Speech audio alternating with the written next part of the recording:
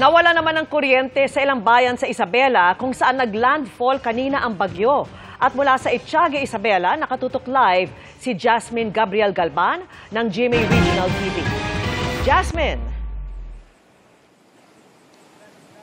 Vicky, aabot na sa halos 2,700 na pamilya ang nasa mga evacuation centers sa iba't ibang bayan dito sa probinsya ng Isabela. Pero ayon sa PDRRMO, posibleng tataas pa yung bilang, especially dahil sa ngayon nga ay tuloy-tuloy pa rin yung paglilikas sa mga residenteng nakatira sa mga low-lying barangays.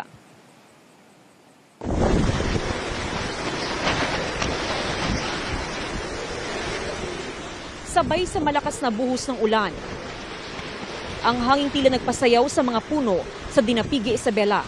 Alas 9 ng umaga na maglandfall dito ang bagyong Paulo. Halos wala ring santuhin ang kambal na lakas ng ulan at hangin sa Divilacan, Isabela.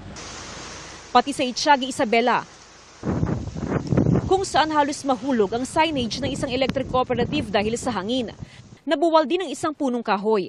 Sunod-sunod ay nilikas ang mga taga-barangay Kabugao. Meron pa po tayong mga residente doon sa may mababang lugar. At kung tumaas po yung tubig, ma'am, is pwede po namin silang pilitin at dadalhin dito. Kabilang sa mga nasa evacuation center, si Myra. Kasama niyang lumikas ang 2 taong gulang na anak dahil sa pangambang mabagsakan ng mga punong kahoy ang kanilang bahay. Malakas po yung hangin kanina. Kaya kayo lumikas na Para mas safe po. Baka madaganan po kami ng puno.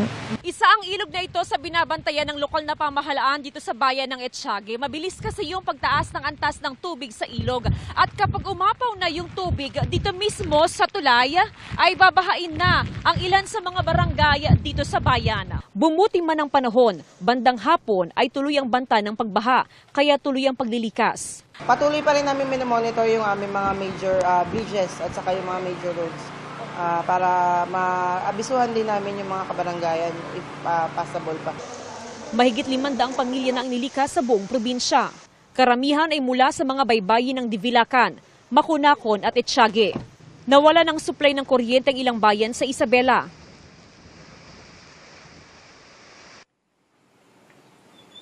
Vicky, as of 6 p.m. ay wala pa rin supply ng kuryente sa ilang barangay sa 17 lugar dito sa probinsya ng Isabela. Samantala, as of 5 p.m. naman ay 6 na gates ng Magat Dam ang nakabukas at nagpapakawala ng tubig. Sa ngayon, tuloy-tuloy ang sinasagawang clearing operation ng otoridad sa iba't ibang bayan dito sa probinsya ng Isabela. Vicky?